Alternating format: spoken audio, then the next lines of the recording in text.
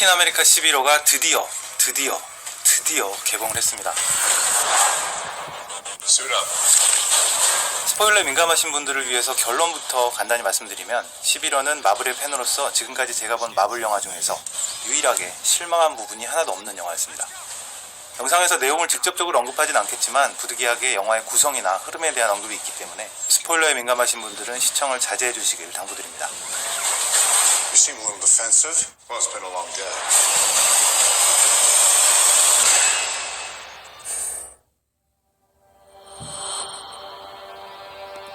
뉴욕. 이 영화를 보면서 제일 먼저 들었던 생각은 지금까지 예고편과 마케팅 방향에서 느껴졌던 영화의 톤이나 이야기의 흐름과 실제 영화가 조금 다르다는 점입니다.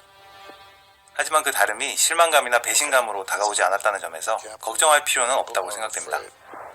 더불어 11호의 원작과의 연관성이나 원작의 내용을 알아야 영화를 이해하는 데 도움이 되지 않을까 하는 우려가 있었는데요. 그런 우려는 하지 않으셔도 될 것 같습니다. 오히려 11호 원작보다는 캡틴 아메리카 시리즈의 전작인 윈터 솔저를 꼭 보셔야 이 영화를 좀 더 잘 즐길 수 있지 않을까 하는 생각이 듭니다. Sometimes I wish I could. Sometimes I want to punch you in your perfect teeth. 루소 형제가 보여준 전작 캡틴 아메리카 윈터 솔저의 큰 장점 중 하나는 원작에 대한 충실한 이해와 배려로 코믹스 팬들을 만족시킬 뿐만 아니라 원작 스토리와 설정에 얽매이지 않고 전혀 새로운 드라마를 만들어냈다는 점입니다. 이런 루소 형제의 장점은 이번 11호에서도 빛을 발하고 있습니다. I was wrong about you. 이 영화는 분명 11호의 원작과는 다른 영화입니다. 하지만 여전히 11호의 핵심과 가치에 대한 충분한 배려를 보여주고 있고 원작과는 또 다른 새로운 접근을 보여주고 있습니다.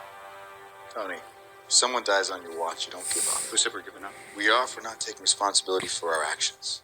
영화의 핵심이 되는 사건과 캐릭터를 선과 악, 흑과 백의 단순 논리로 나누지 않고 각 캐릭터는 한쪽 편에 속해 있긴 하지만 여전히 내적인 갈등을 계속 가지고 있습니다. 이런 캐릭터의 입체적인 면 때문에 이야기 자체가 충분히 설득력 있게 다가오고 드라마는 더욱 긴장감을 유지하게 되는 것 같습니다. Tony, you chose to do that. If we sign this, we surrender our right to choose.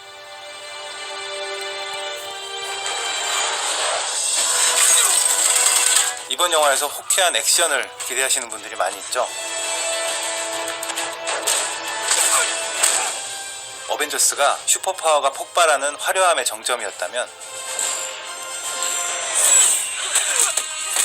루소 형제가 지난번 윈터 솔저에서 보여준 액션은 맨투맨 6박 전의 끝판왕이었죠.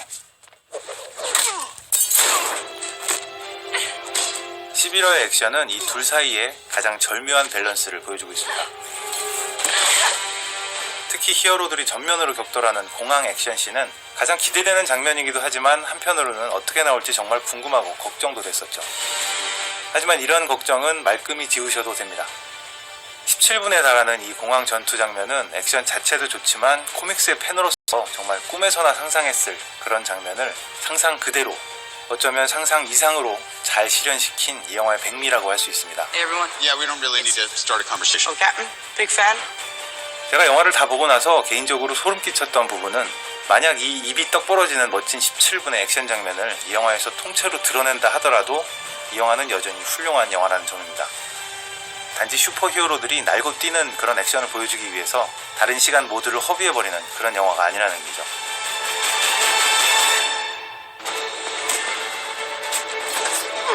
(11호에) 등장하는 새로운 캐릭터에 대해서도 기대와 우려가 묘하게 공존했었습니다.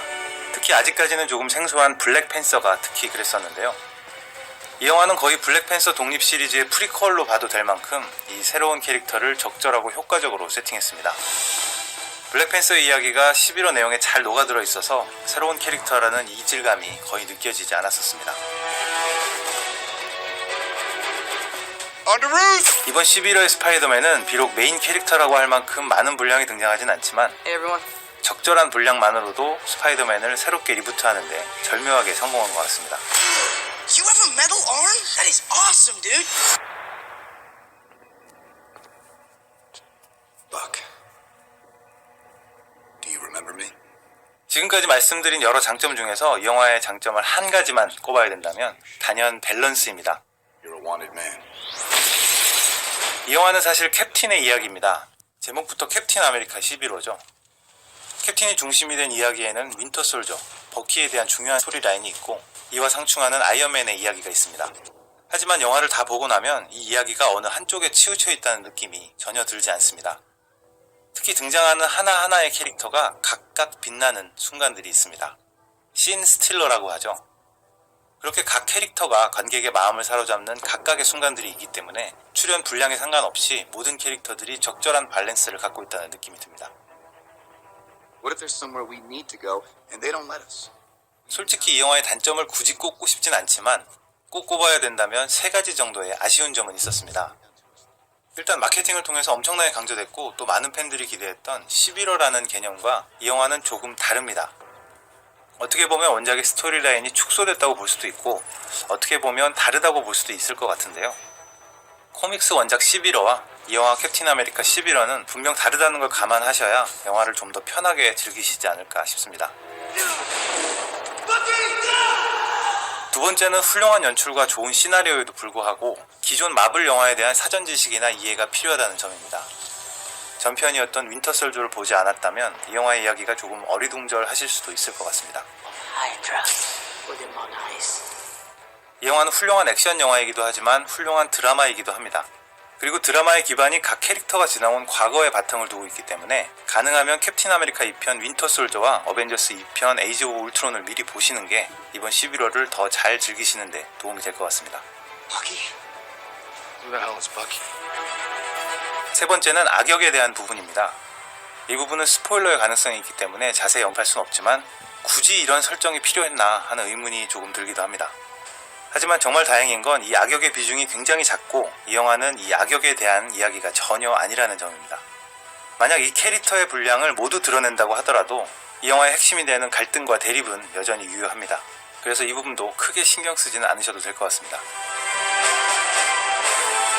지금까지 내용을 요약 정리한다기보다는 지금까지 말씀드린 수많은 장점들을 제외하고 마지막으로 꼭 한 가지만 얘기해야 된다면 저는 이렇게 말씀드리고 싶습니다.